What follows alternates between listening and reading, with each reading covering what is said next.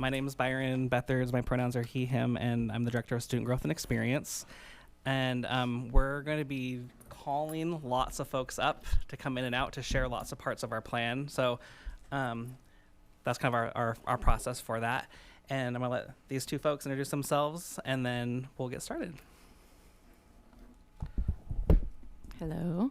My name is Amy Lesan. I use she, her pronouns. I'm the elementary coordinator and happy to be here with y'all tonight.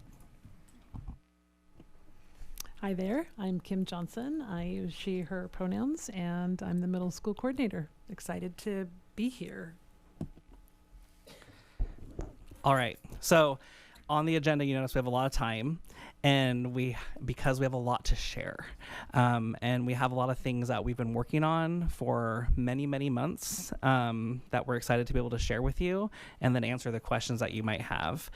And Amy and Kim are starting with me here, and they're going to kind of be up here with me the whole time, and then other folks will come in and out. And the reason that Amy and Kim are here is we're really talking tonight a lot about our K through 8 programming in our school district, and we'll talk about our future plans and planning that's happening for high school for next year. But we're going to focus in on a lot of our K-8 programs. And so going back to August, and I had been working in this position for about 4 weeks or 5 weeks, and then I was kind of pulled into planning that had been happening for months and months ahead of that time, like a year or more ahead of time, about our upcoming plans of what we're looking at for consolidation in our district. And in that time, I met some of you for the first time and also came to your board retreat, and I asked you some questions, and I asked you about how many kids are in public education in Oregon. Remember that? And how many students are in public education in Benton County? And that was 547,000 or so in Oregon, and about 8,400-ish. That doesn't sound right. Maybe in Benton County. And then we know in Corvallis we have about 5,700 or so in our school district. And so at that time, we started talking about, well, what is the future of education? Like, what is public education going to look like in the future? Or what do we want it to look like for the students here in our community in Corvallis?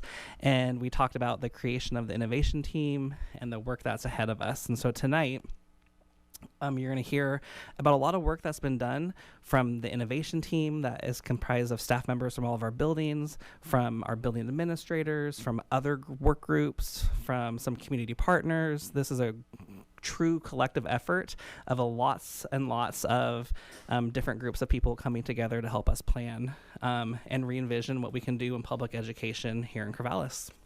So our plan tonight is to go over these things. We're going to talk about looking ahead and looking forward to the future of Corvallis School District through the Corvallis Promise. And in your pile or your stack of papers you have there, you have that with you, and this is our packet here of the Corvallis Promise, and we're going to talk a little bit about this tonight, and so but it's there for you to look at if you'd like. That will be sent to families tomorrow and to all of our staff tomorrow as well.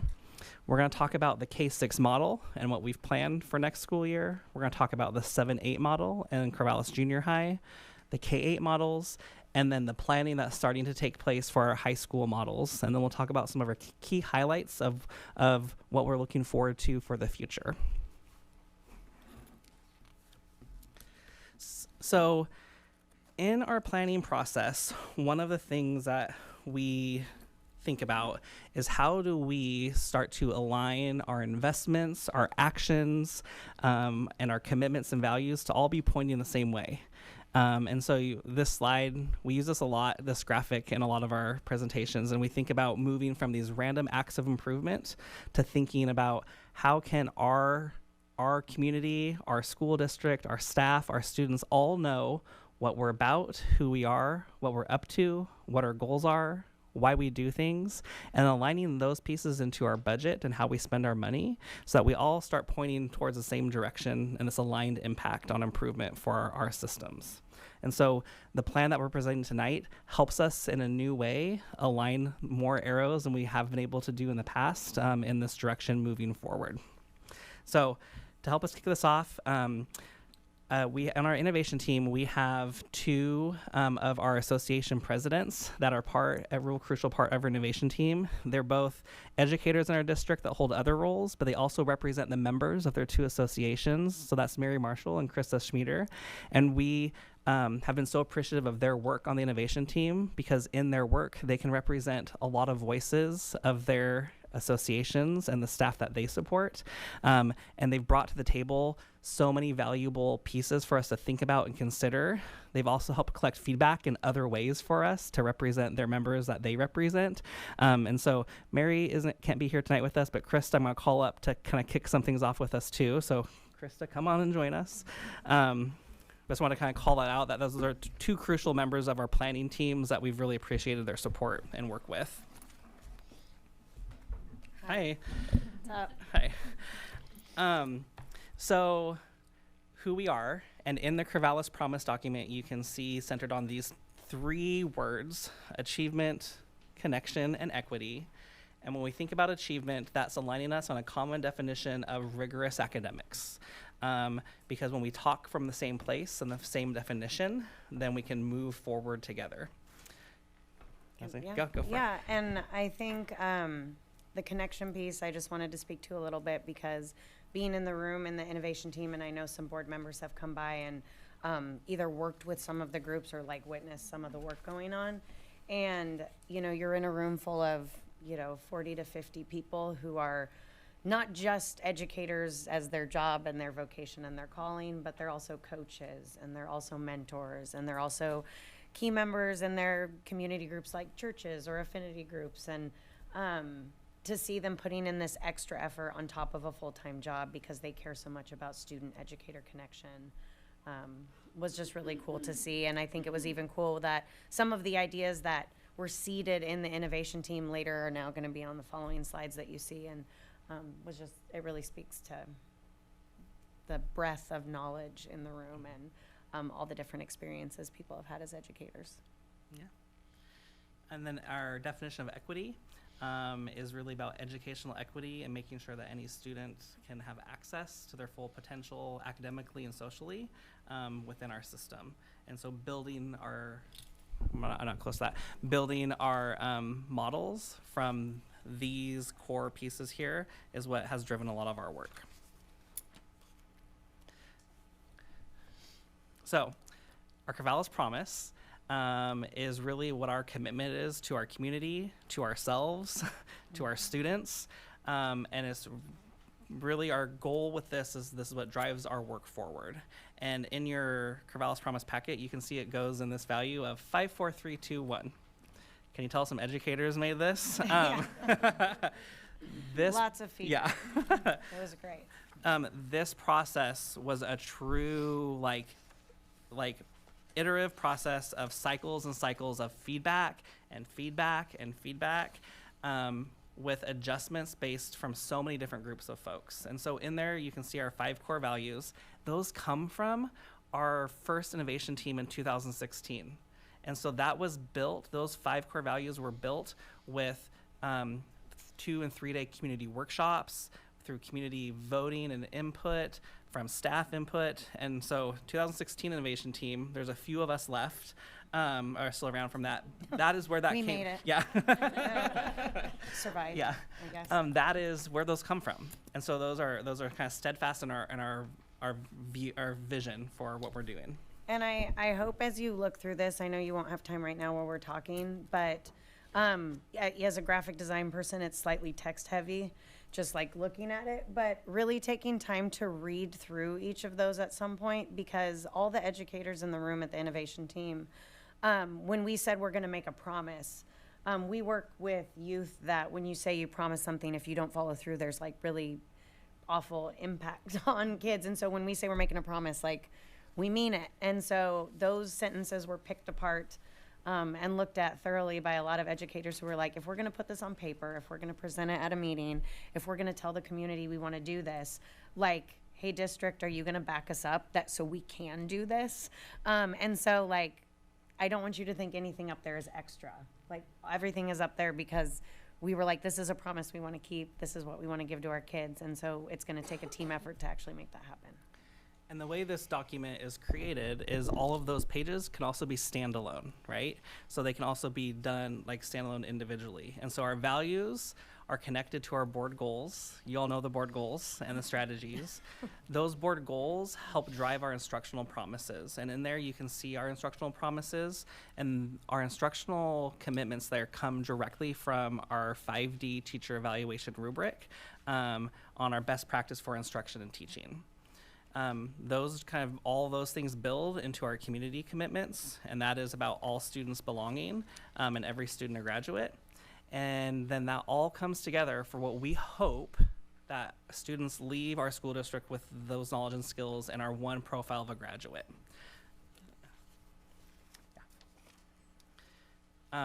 So just kind of summing that up, and here it is this is our Corvallis promise, and there's more to come with this. This is the first kind of launch of this, and we're going to keep coming back to this, and you'll see more of this as we move through all of our next steps.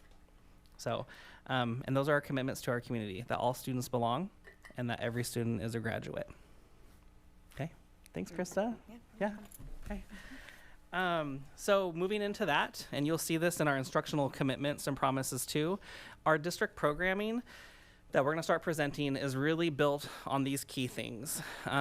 These are from our 5D rubric on teaching and learning, and it's about designing our lessons with purpose, keeping student engagement at the center, high quality curriculum and pedagogy, designing assessments that reinforce and support teaching and learning, our positive environments and culture, and then fostering professional collaboration and family communication.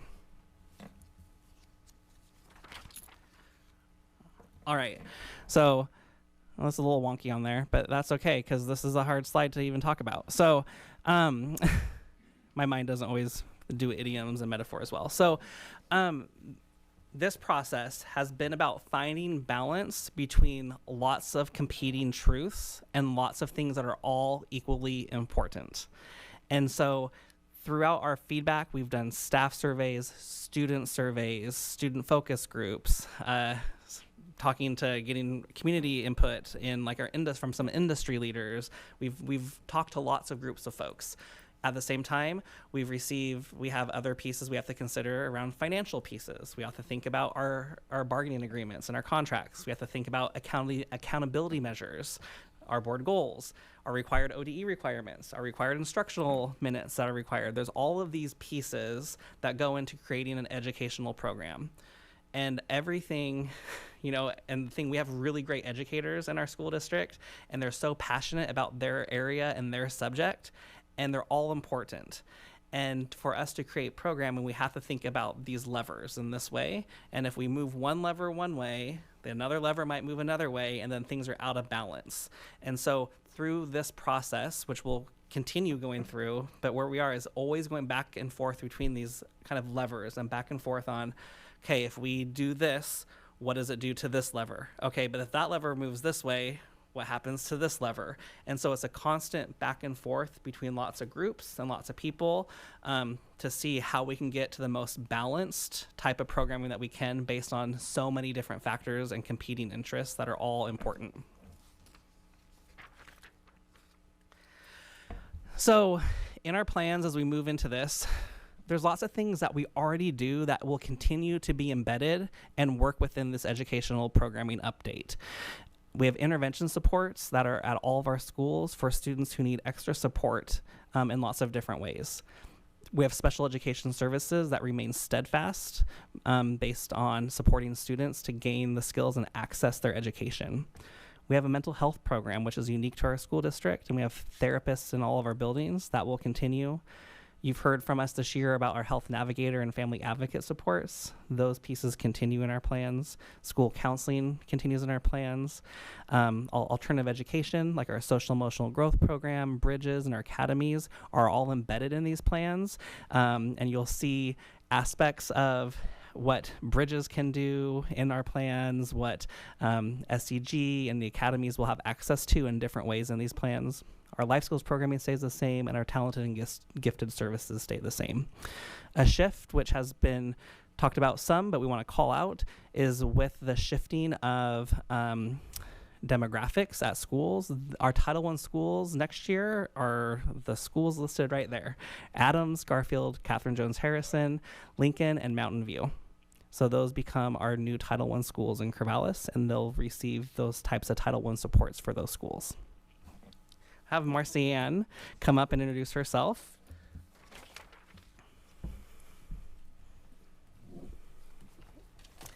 Good evening, everybody. My name is Marcianne, and I'm the Equity and Multilingual Programs Coordinator, and I use ella, she, her pronouns.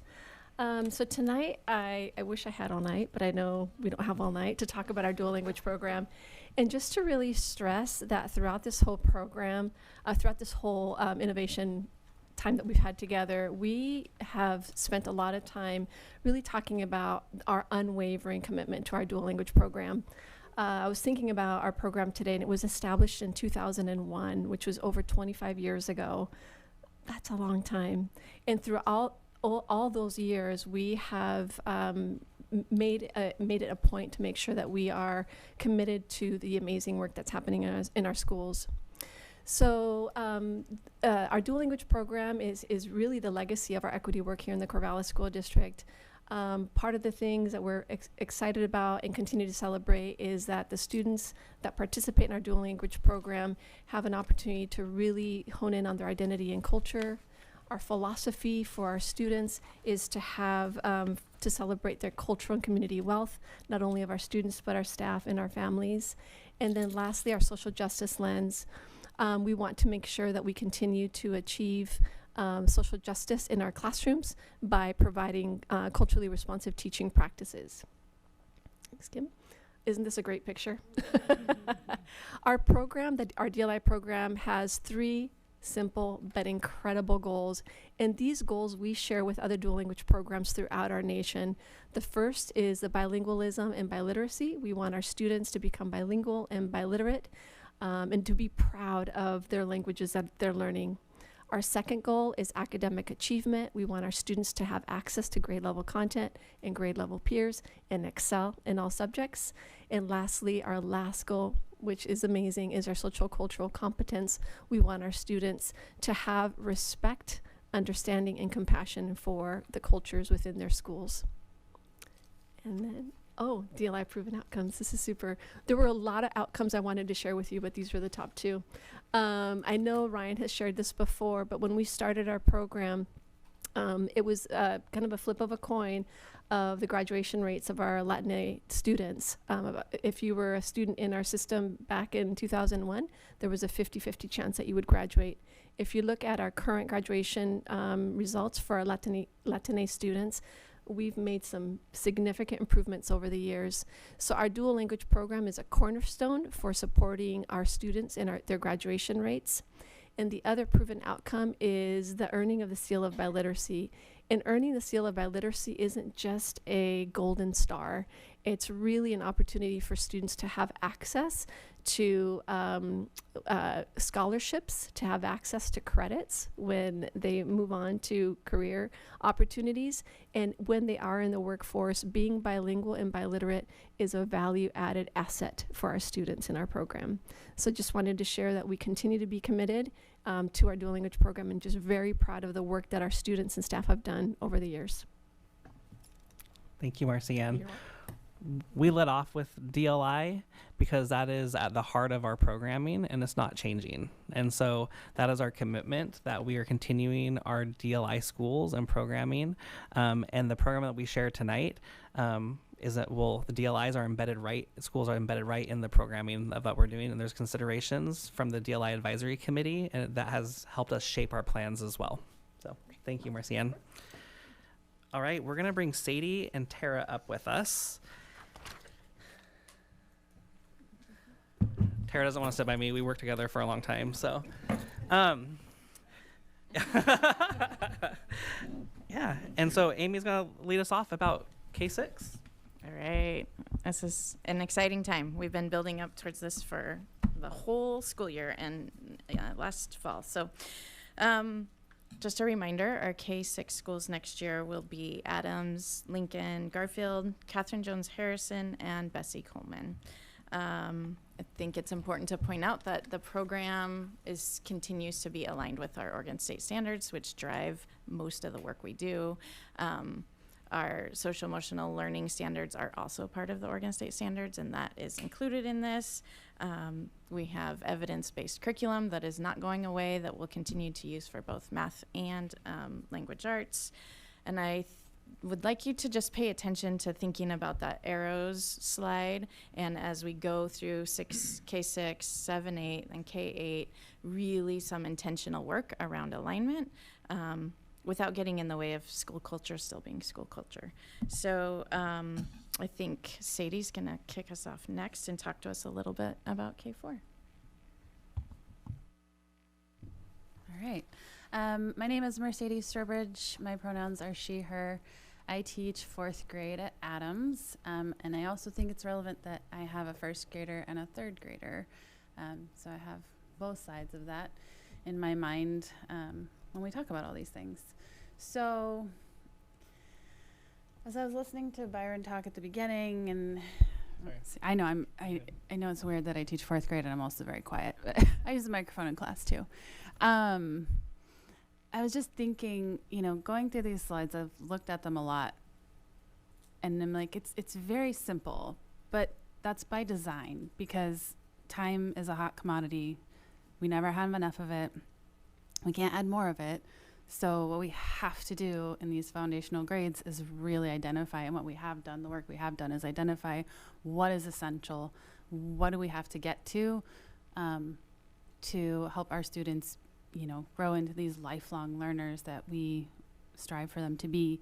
So the simplicity is intentional, so that we can just really hone in on those things that our students that are absolutely essential for their learning.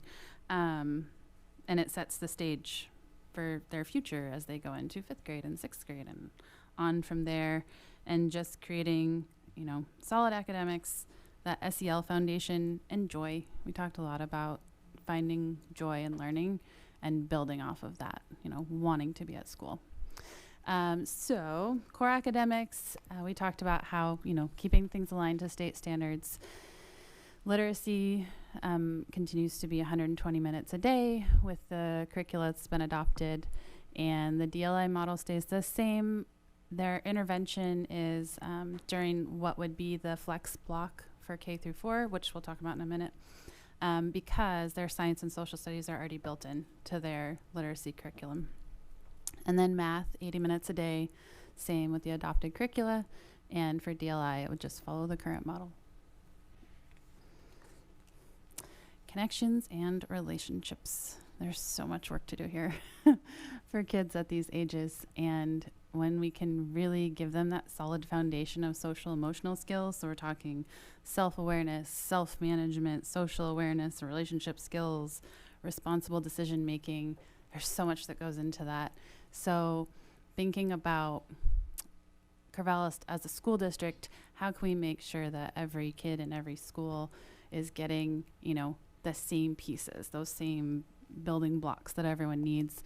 And one way is through morning meeting and closing circle, which sounds very straightforward, but I can't even tell you how much happens in those little chunks of time every day, and how it builds throughout the year. And it's a great opportunity to build those SEL pieces in.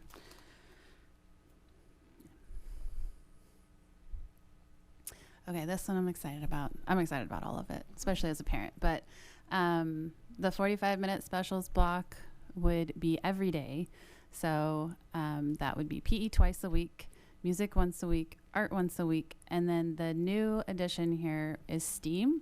So offering that once a week with a certified educator who's not their classroom teacher. To me, this builds so much equity for our kids. I'm not the best STEAM teacher in the world. So to know that my students can go and have the same experience as every other 4th grader in my building, not like the teacher down the hall who's like an amazing STEM teacher, but my kids don't get to do that because they're in different classes. I just love this one. And I think that it also really supports the board's goal of preparing students for future pathways. I think this one's really important, and it's a piece that's kind of been missing as a building block. Flex time sounds so like ambiguous, but in my mind, this is the teacher magic, right? When there were a lot of surveys of students and what they remember from elementary school, and to me, all of those things are just teacher magic that you can't put in a curriculum and you can't plan out. You have to know the kids that are in front of you that year and speak to their interests and speak to what's going to spark their, engagement that year and get them excited to come to school. And so flex time being like a guaranteed time built into the schedule allows time for that, teacher creativity that everyone has when they work with kids. And it's where the passion is, I think. It's also the time where we make sure to get science and social studies and health and wellness and the district equity lessons, all those important pieces that, we only have so much time in the day. We have to dedicate that reading and writing and math time, and we need some dedicated time for these things too, because they're really important. Classroom technology. So kindergarten will share iPads on carts. There's cute carts, hold all the iPads. They are portable. And then in 1st through 4th grade, it will stay 1-to-1, one iPad per student, and those will stay at school. And then as far as recess and break times, again, it seems straightforward, but it's just, if you picture, what are we guaranteeing for every student across the district? 35 minutes a day of recess. So 15 minutes mid-morning, 20 minutes usually grouped before or after lunch, and then schools having the option to add 15-minute afternoon recess when and where it's needed and possible. And then 20 minutes for lunch every day. I think that's it. Okay, my turn. I'm Tara Stroup. I'm the Dean of Students at Mountain View. I use she, her pronouns, and I'm also a member of the innovation team. Wrong team.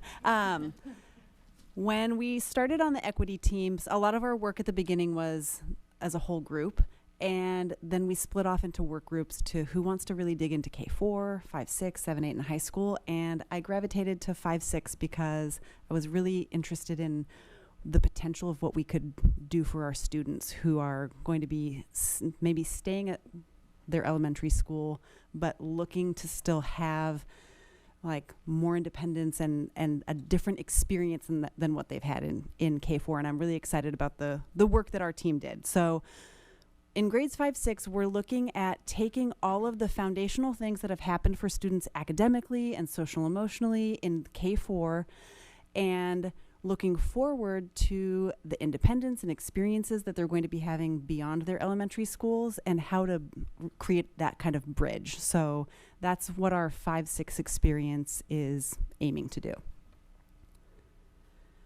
So for academics, one thing that I know a lot of, I heard from families and from students that they're worried that it's just going to look the same as what elementary school has looked like. I was on a bus today where kids asked me exactly that question. Are we going to have the same teacher all day long every day? Because that just kind of feels like we're staying in elementary school and doing the same old thing.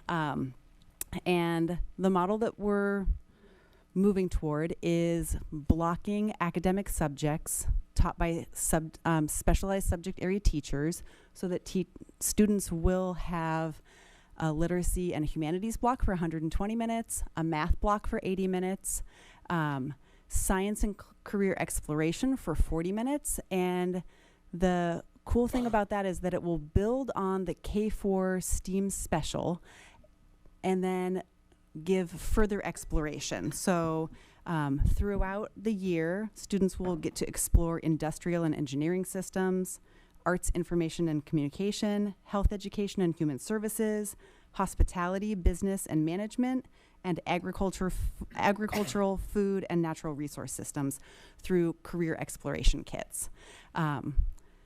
So students will have different teachers throughout the day for those core blocks, but then onto the next slide, it's still really important to have that connection and community. So the day will still be anchored with a beginning of the day homeroom and an end of the day homeroom, kind of building off of that morning and closing circle for K4, so that you're starting and ending your day with connection and community and continuing to build all of those same SEL skills that Mercedes was talking about, that we build and practice and coach and dose throughout K4, because that work is never done. So enrichment and specials at 5-6 will look like, it will be taught by licensed content specialists. Students will have PE twice a week, which will also incorporate health lessons. Art will be once a week, which maintains that special for 5th graders and adds that experience for 6th graders. General music will be once a week for all students. And then I'm really excited about this.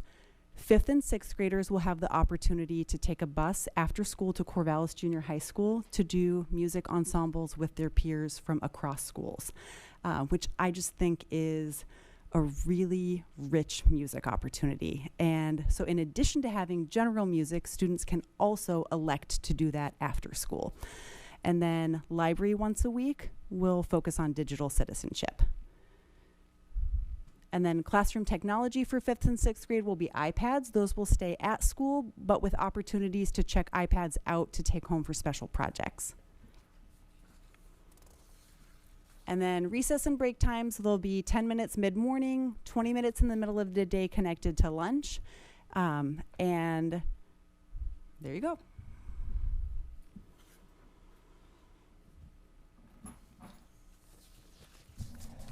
Thank you, Tara and Sadie. You guys are awesome. Thanks for being up here with us. Thanks for all the work that you guys have done and put into this. Thanks for all the teachers that have given their voice.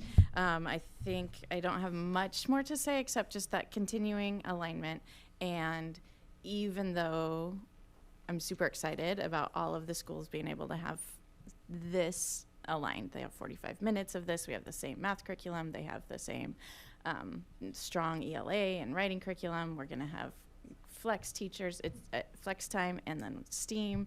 I don't want to miss that. Like, our schools will still have individuality. We're not going to take away the Zumba dance that happens in the morning at Lincoln. Like, that's just part of that school's culture. And so this is just the guaranteed part of the other parts of the day. And alignment of instructional minutes. It's those arrows coming together a little tighter. So thank you again. All right. Kim is going to kick us off about grade 7-8, and Jared is going to come up and join us too. So you've heard the word excited a lot tonight already, and I'm going to use it again, and I'm sure you're going to hear it again before the night is out. But it has just been really exciting work to be with all these teachers and hear these innovative ideas that they're coming up with and how they want things to play out and what they want the new junior high and the 7-8 to look like. And so a lot of the pieces that have come together are team-based programs that students are going to be supported by a consistent team of teachers through the house model that we have, helping to build those secure relationship-centered learnings in those classrooms. Instruction is grounded in real-world learning and meaningful project-based experiences, and that will help get them ready for high school as they move forward. You can see the schedule on the board, and Jared is going to talk to us about all the nitty-gritty. Yeah, because we get to create a new school because we haven't had a 7-8 junior high, so that is pretty fun. So I am Jared. I teach math at Cheldelin, and it's been a really fun process to be on the innovation team and to think about how can we reimagine learning for 7th and 8th graders in a way that will engage them and make them want to come to school, because a lot of 7th and 8th graders disengage from school and they decide that, well, I'm just going to slack off. I'm going to do something else. I care about sports. I care about video games. I care about something else. And we want to help them see the value of learning. And I think that what we've put together can definitely help push them in that direction. And so Corvallis Junior High will have 7 period schedule day, 45 minutes each class with a 30-minute lunch. We'll be on the semester schedule. And as Kim mentioned, they'll be in house teams. And within each house, they'll have a consistent language arts teacher, social studies teacher, math teacher, and science teacher that they'll have all year long. And so that is super valuable in building those connections. In our current trimesters, it's very common that I might have a kid in math for first trimester, then they go to another math teacher second trimester, and then they come back to me third trimester. And so I don't know how their learning progressed in that middle portion of the year. So I think this is very valuable for helping students make consistent gains. Talking about literacy and humanities, their language arts and social studies classes will be blocked together, taught by different teachers. What this means is if we look at period 1 and 2, for example, that cohort of students, half of them would be in language arts first period and the other half in social studies. And then those 2 groups switch for second period. And what that does, it just provides a little flexibility for teachers to create projects that maybe take a little bit more time. And they have, those teachers will have the same prep period so they can build cohesive themes and cross-curricular units that then they can complement one another. So it just allows a little bit more flexibility than we have right now with having those same groups of students just switching those 2 class periods. On the schedule, it still looks like period 1 and period 2, but how kids are scheduled into those classes will be pretty unique, and I think really going to be awesome for kids to have that experience. Let's see. This model strengthens critical thinking, provides deeper communication, and allows them to look at different perspectives. Literacy intervention will still be available within elective classes for students who need that extra reading and writing support. And it's also important to note that the DLI instruction is still going to follow the same model at Corvallis Junior High as it does at LP right now. Moving into math and science, similar to ELA and social studies, those 2 classes will be blocked together with different teachers teaching them, but the same group of kids switching from period to period. And so that it helps students just make cross-discipline connections between math and science. There's so much that goes together, and those teachers also will have the same prep period so they can work on really cool project-based learning stuff that they can collaborate on and make awesome experiences for learning. Then we also have talked about at the previous board meeting about some pathways for math, and the 3 pathways, it doesn't really matter which they choose. The goal is that they'll build conceptual understanding and problem-solving skills to support high school, college, and career readiness, no matter which pathway they pick. It's going to happen in all 3 of them. The standard pathway will set students up to be successful in Algebra 1 during their freshman year. The enhanced pathway will set students up to be successful in geometry and data reasoning their freshman year. And the accelerated pathway will set students up to be successful in Algebra 2 or other high school +1 courses their freshman year. And then math intervention, also like the literacy intervention, will be available within the schedule for the students that need that additional support. And a big thing to highlight is this shift allows for, it's really small on that slide, but it's kind of important, is full year science. Right now, our 6th, 7th, and 8th graders are only getting science 2/3 of the year. So making that shift, I think, is a really big deal. That leads to PE, which if you look right at the top, it says 2 semesters, including our adaptive PE programs for the students that that option is beneficial. And that's also a change because currently middle school students only have 2/3 of the year in PE. So being able to get that full year of PE is pretty amazing. And then they'll have a semester of health and career exploration where one quarter, so if it's first semester, quarter one, they could be in health, and then quarter two, they're in career exploration. Through the career exploration courses, all students will explore different pathways for learning that are directly connected to the pathways at the high school, the career pathways. And so that's really exciting to hear.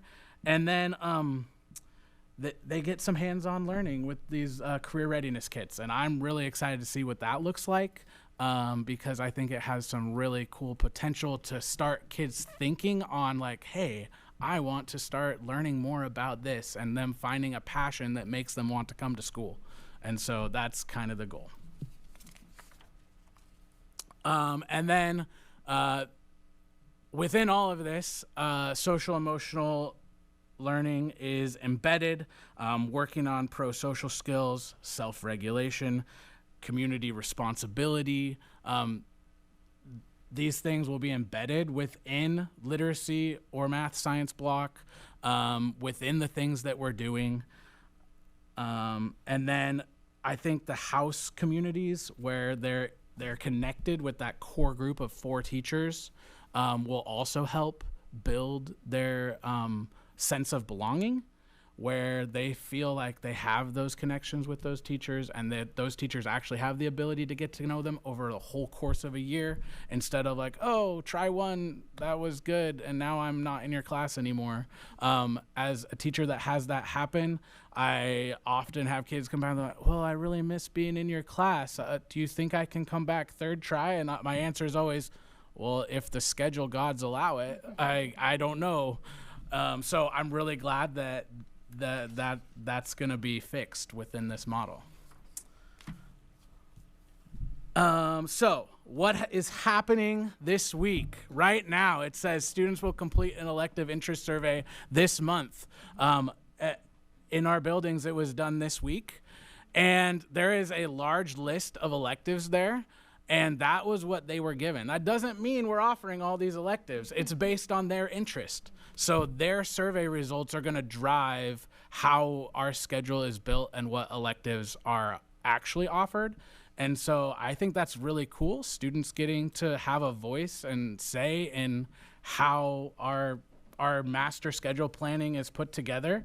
And so, yeah, that'll help us narrow that down. And this happens at the for the K-8s as well, where obviously it's not going to be as many options are going to be provided, but the students that are pointed to those schools are still getting to give input, and that's going to help drive the choices that are offered at Mountain View and Franklin.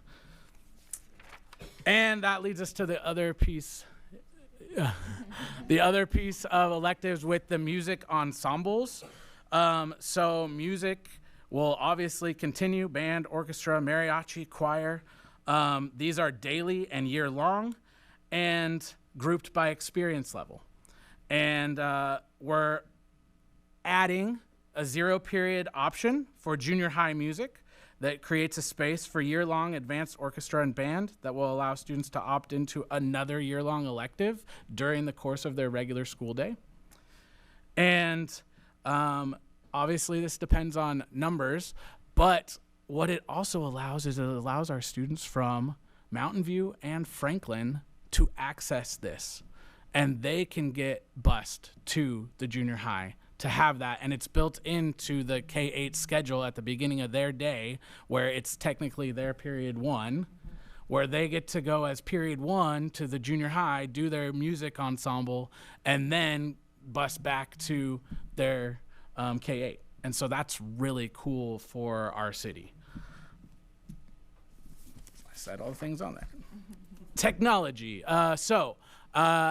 At 7-8 level, we'll have one-to-one Chromebooks that go home. Lots of the curriculum is digital, and we want to make sure kids have access. So that's a big piece behind that. Charging carts will be available throughout the school in the classroom so that they can make sure that it's getting charged. And Canvas is going to remain our learning management system for 7th and 8th grade.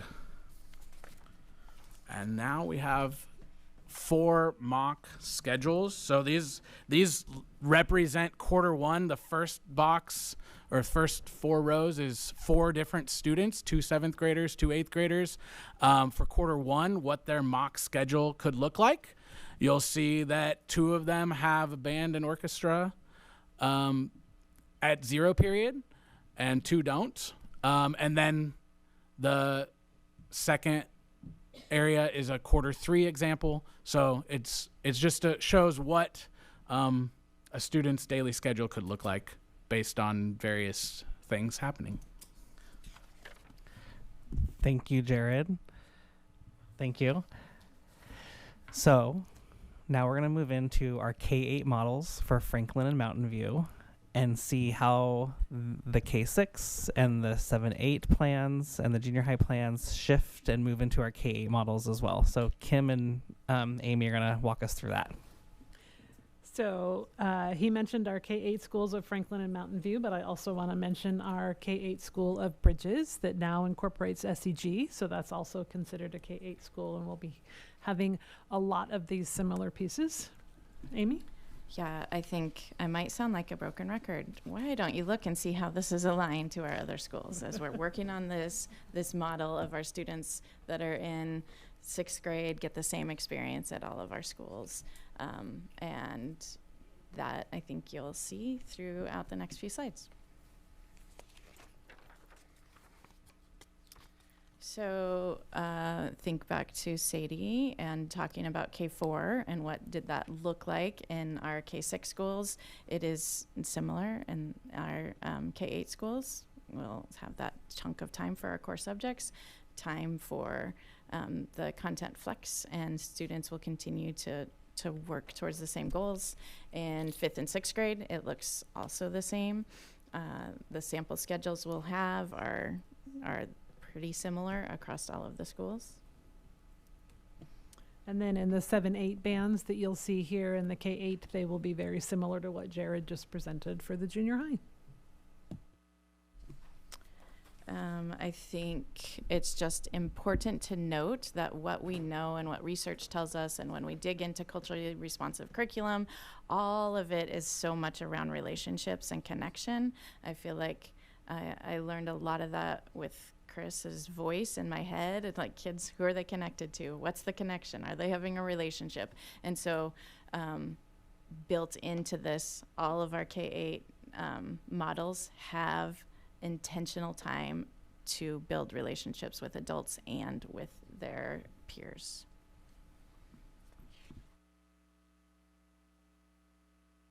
I think that's me again.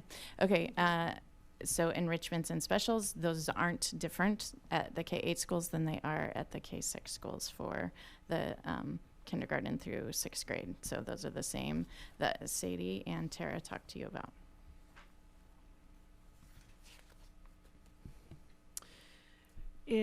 There's that list of electives again. It was super fun today to watch as kids yesterday and today were taking that survey. I could see them popping up onto the spreadsheet and just making the numbers. We had it calculating the numbers to see them go up, and it was just fun to watch. But like in the junior high, the 7th and 8th grade PE, health and career exploration are part of their core classes that they'll have. And then all current 6th and 7th grade students participated in the elective interest survey today, and they will have the opportunity each semester to select an elective that's offered to go into their schedule. So I saw eyebrows raise a little bit when we're like, but coming to the junior high, and how does that work for music ensembles for 7th and 8th and 5th and 6th? And so I want to break that apart a little bit. So at our K-8 schools, because of the way our fantastic operations director, Kim Patton, had worked magic to create busing routes and bell schedules that allow us to be really creative in our planning to expand multiple options for students before and after their school day, and provide transportation to and from those experiences, so there's not barriers to that type of access.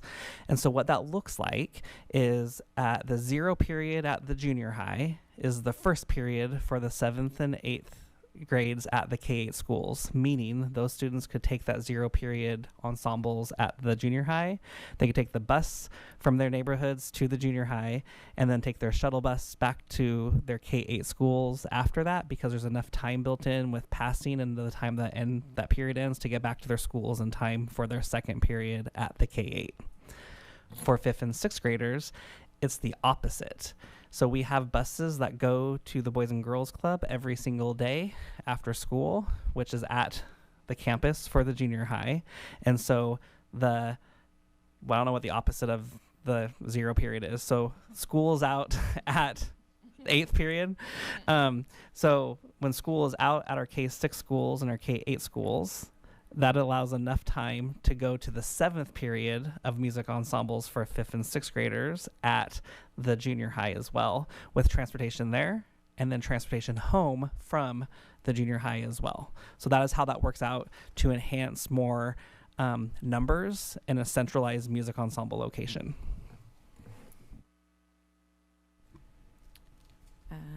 The content flex time continuing to be built into the schedule. Like, I think you've seen the amount of time that we need to devote to literacy, because that's like the primary goal of equity, is that all of our kids can read, and that's a lot of time, and over 2 hours every day. And math is like at least 80 minutes, and so that leaves a little bit of time. And I love the teacher magic part of this that Sadie spoke to, and that is at our K-8 schools as well. Tech, same as the other schools. Kinders have a cart that they can access in the classroom when we need it. 1st through 6th grade will have an iPad device. Mostly the stay at school 5th and 6th grade. Sometimes there's special projects that they use and they take them home. And then 7th and 8th grade will have Chromebooks, and Canvas will be the learning management system that will have also 5th and 6th graders start with Canvas. So.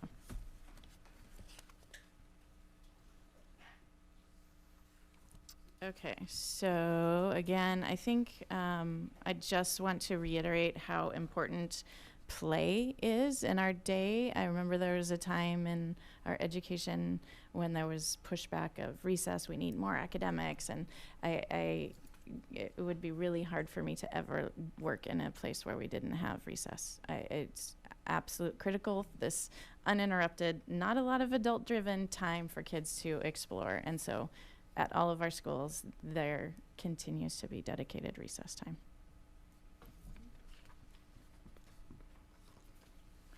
A brief look at schedules, and I'll just say this for the, probably a million times I'll say it, this is just an example. This doesn't mean that lunch is gonna be for the K4 at 12:10. This is like an example of what a day might look like, and here's how it unfolds. And these, if you look at our other schedules, that K4 is the same across, 5-6 is the same, and 7-8 is similar to the junior high as much as we can get. I just want to point out on the schedules and the mock-ups of the schedules that you've seen, the other piece that has been done is logistics planning for spaces in all of our buildings for both the specials of music, PE, art, and STEAM, and where all of these things fit within the structures of our buildings. And so we have a plan of how that works and how this fits into every single building for our K6s and our K8s. So these mock-up schedules were done. But then on the back side of that, which our staff will start to see pretty soon, is how all of this fits in the spaces that we have logistically, and it does work.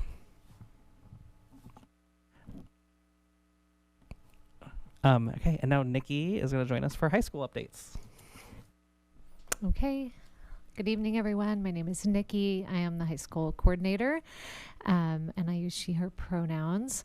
So I'm going to give you a more condensed update because high school is in a different phase of planning for changes, and that is in part because right now our students are just completing forecasting, which is course selection for the following year. So we are already starting to get those numbers and talk about building schedules, and so our changes really come in the following school year.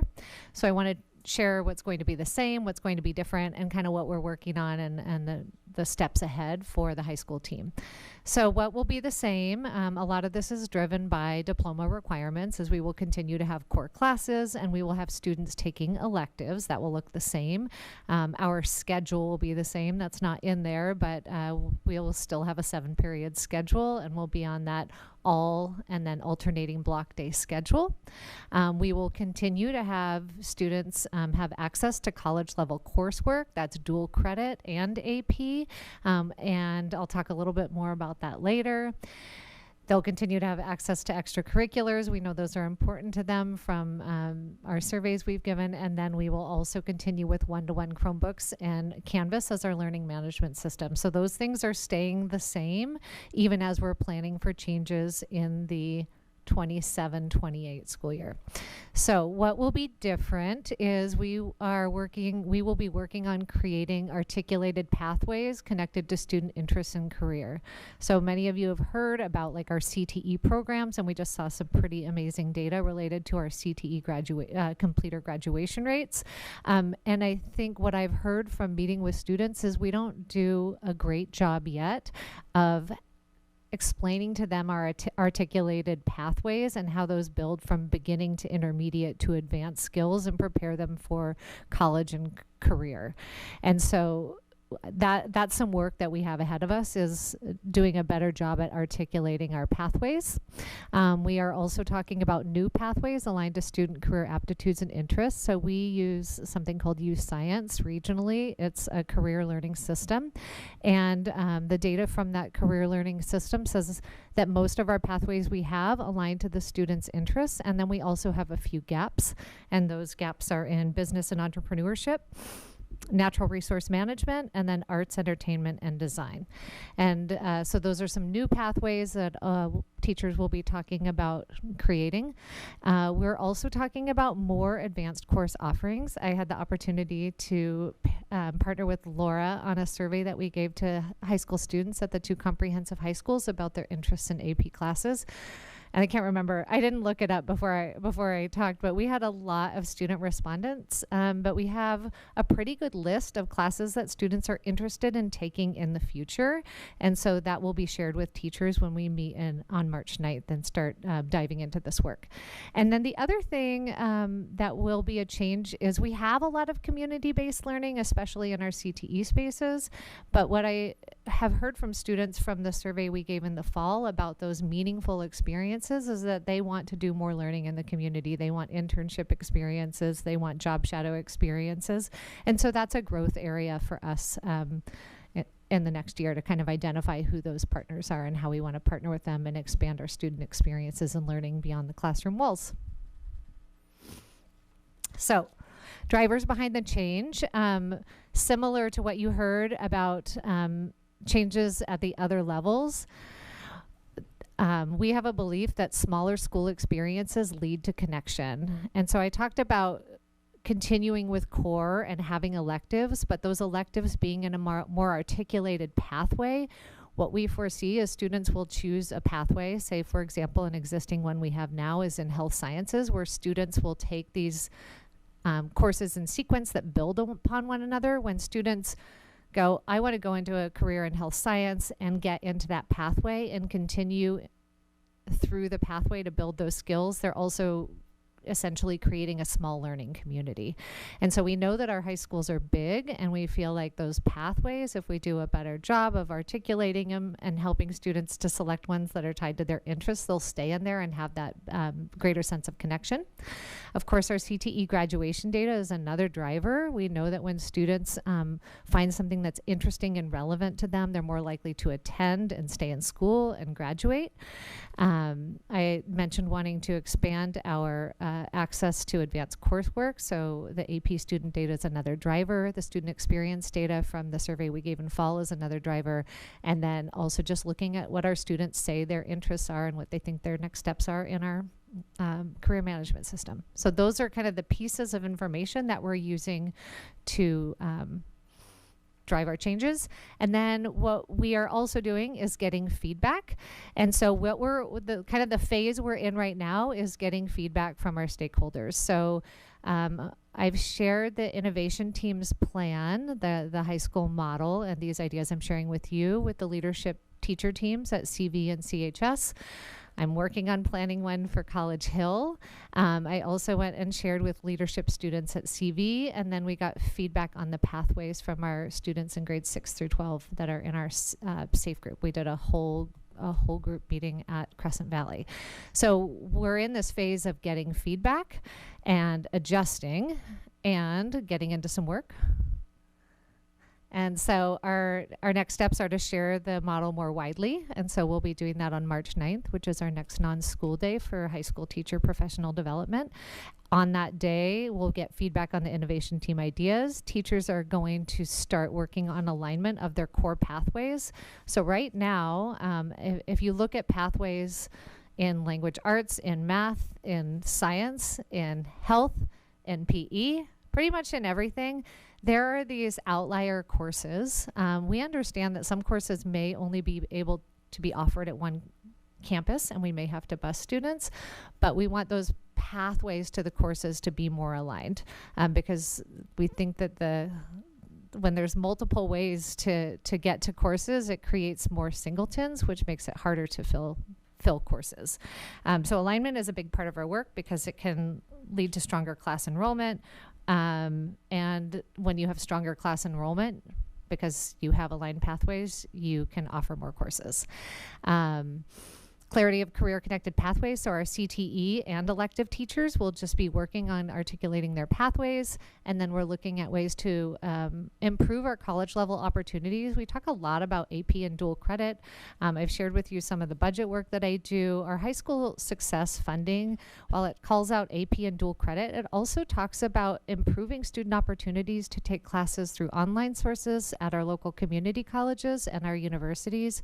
So I just surveyed many students who are taking classes at the university to find out like what's working well, why did you make that choice, what are some of the barriers, and then I'll be working through how to better partner with those folks in our community to expand offerings in that way, and that is part of our high school success charge.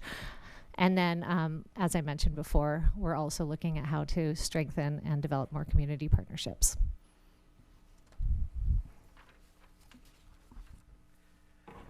All right. So I want you to think back to those arrows at the beginning and think about like where you noticed those starting to kind of start to align in different ways and point in different ways. A few pieces I wanted to highlight in our big picture. One is we're looking at building some consistency across all of our programming so that there's equal opportunity and equity for students no matter what school they go to, that they get a rigorous and balanced education at any school. And then from that baseline, we know that schools have their own culture and their own pieces that make those school communities unique, and then that enables them to do those pieces in coherence with our Corvallis promise and our values and our vision and mission. In the vertical alignment that we are starting to hear about and see, a couple of the highlights there, if you can remember, we talked about DLI that we started with, and that is a K-12 alignment of our programming for dual language immersion. You heard this through line of relationships and connection that starts really intentional and builds from our morning circles and closing circles to homerooms, to advisor, to the small house communities, to the small cohorts and the CTE pathways at the high school. You heard through lines of foundational academics that are rigorous, starting at kindergarten for foundations all the way up to expanded pathways and multiple options for students in all core areas up through expanding into junior high, and then more expansion and more opportunities beyond even our classroom walls into the high school level. We talked about this new addition of alignment of starting with STEAM at the K4 with that engineering and hands-on type of learning that leads into career exploration that builds in 5-6. Then that career exploration goes deeper in 7-8 to help students enter into high school with a clear idea of what they might be interested in because they've had so many experiences before for their CTE pathway and post-secondary plans that they hope to have. So that's just some of the pieces of the alignment that I wanted to highlight. So we talked a lot, and we wanted to a lot, and we wanted to come back to, there's a lot of things that are the same. Like a lot of things that we've done really well, we're going to keep doing well. And we've received feedback from students, from staff, from our community. We look at our data, and we constantly look at ways to improve what we're doing. And I think you've seen some of those results in some of these pieces. So I want to highlight what's new, and what's new has come from all of you in this room, from people watching, from our district, from our community, from both our data, from our feedback that we've received, and what we've worked through to create these new opportunities. So, new or coming back, open libraries, full-time staff from 7:30 to 3 p.m. at our K-6 and K-8 schools by library media technicians. So we're excited about that because it opens up a lot of different opportunities than we've currently had recently. So one of those things that it opens up is us to re-embed and re-establish a focus on digital citizenship with like created lessons that we have district adopted through those schools. And so we know that learning to navigate the online world in a safe way is critically important. And so that is a part that can be embedded in this. This also allows flexibility within our schedules for our K4 teachers to schedule in library visits whenever they want to. It also allows open libraries for kids before and after school to come to and throughout their school days. And then it gets more structured at those a 5th, 6th, 7th, and 8th grade type of times where students start to have more scheduled lessons in the library time. Is this me too? Okay. And so we are fortunate to have so many amazing and passionate specialists in our district who really care a lot about their area of work and what they do. And so some of these changes in how we've created our models and our systems have led to, which is new, is a year-long art for all 6th graders, not as an elective for 6th graders, but year-long 45 minutes every week of art for 6th graders. And I know our art PLC has great plans that they have planned on what that looks like for 6th graders to prepare them for junior high art electives to get ready for that. It also adds in, not as an elective, but just general music for all 6th graders for a full year to continue to do that. And then we talked already about those embedded ensemble electives for the 5th and 6th graders too. And a lot of our work that we've done, I hope you've started to see a little bit, is expanding options and access beyond just a typical school day so that students in our community have lots of ways to access different experiences, and they've had opportunities to do so before. All right, new will be the opportunity for our 5th and 6th grade students to have a dedicated science block that will also integrate some of those career exploration. I think at 5th and 6th grade, they call it career awareness kits, and that are all aligned to the high school CTE pathway. Is that correct, Nikki? Clusters, that was the word I was looking for. And this just hasn't been something we've been able to offer before. And so to have that dedicated time is exciting, and it will be able to build on the STEAM work that is happening in K4. Yeah. Good. Yeah. So Amy will talk more about this, but we talked at the previous board meeting about our expanded pathways and options there. And in there, I know there's questions about what are our current students right now? How do they place into those pathways? And we have answers to that, and we're going to be working through sharing that with our community at different family nights we'll talk about. But what we didn't necessarily talk about was how we support students who need more support in math as well. Yes, I'm so excited. We've been looking at our math data, and as we look at reading in elementary, it has been more natural to have reading intervention and built-in reading support, and math, it has been harder for that to happen. And we're at a point now where we can utilize our Title I funds. Thankfully, we still have Title I funds to support a math coach at every elementary school. So we'll be working with teachers, posting positions soon, and thinking about that group of teachers being supported math instruction, core instruction, and then also interventions at all of our Title I schools. So I'm super excited about that.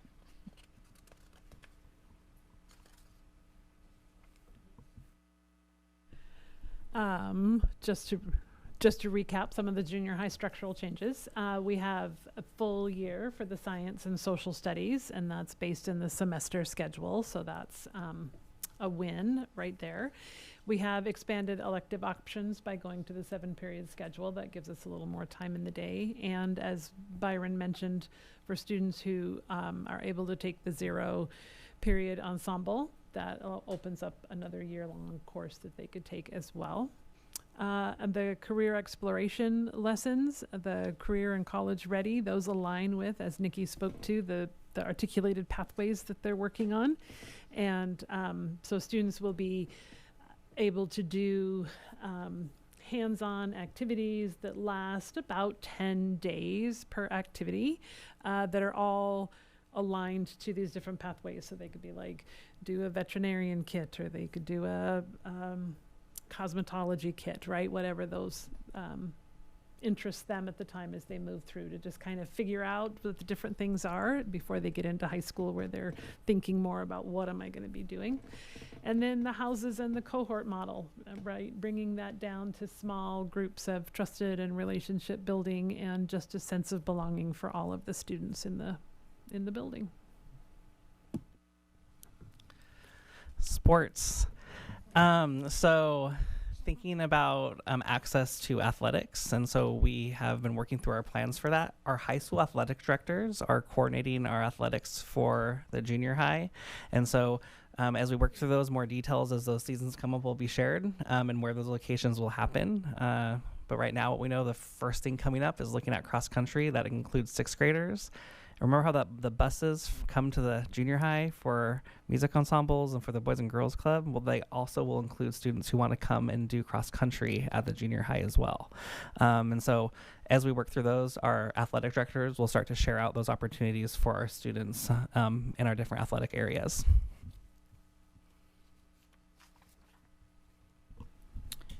All right.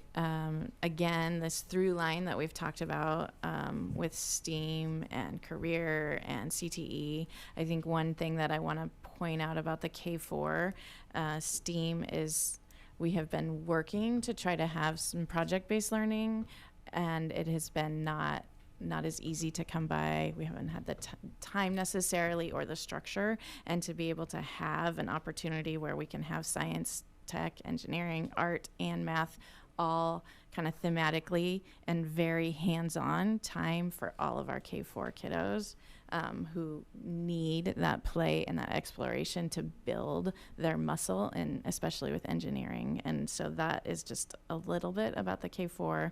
And then the K6, we're continuing to align with community partners for science and outdoor education, partners like Mary's River Watershed and Salmon Watch and Corvallis Environmental Center, and align those with specific grade levels so kids have an experience that's outside of our schools, and that those are also aligned to that potential college and career. So it's again taking those arrows that were maybe in the middle to get them a lot more clear so kids can get that real life experience.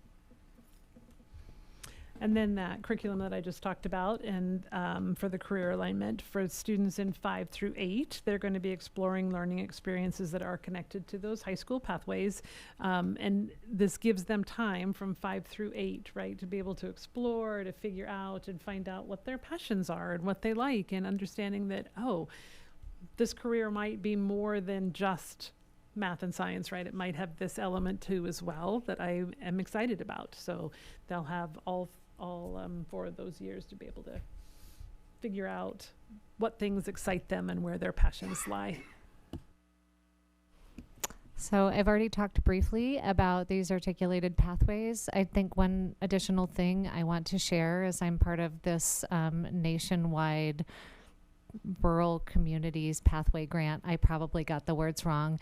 That involves all of these community colleges and K-12 partners from across the country.